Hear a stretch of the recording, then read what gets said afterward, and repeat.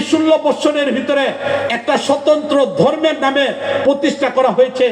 মুজিববাদকে আমাদের মুসলমানদের উপরে আলাদাভাবে একটা বস্তুকে চাপাই দেওয়া হয়েছে। এই জন্য আমাদের মনে রাখতে হবে, এই ফ্যাসিবাদী সরকার 16 বছরের ভিতরে তার বাবা আমার বাংলাদেশ ইসলামকে শেষ করে দিয়েছে।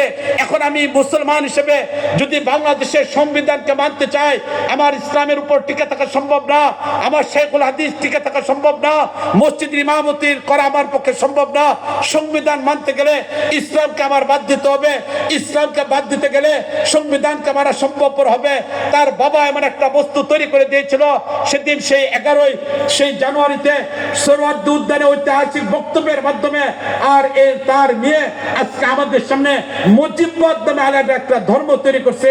সুতরাং এই অবস্থায় আমাদের চিন্তা করতে হবে, রাজনৈতিক আওয়ামী লীগের দল ভিন্ন, মুজিববাদের আওয়ামী লীগের এই দেশে কোনো অবস্থায় ঠাঁই হতে পারে না।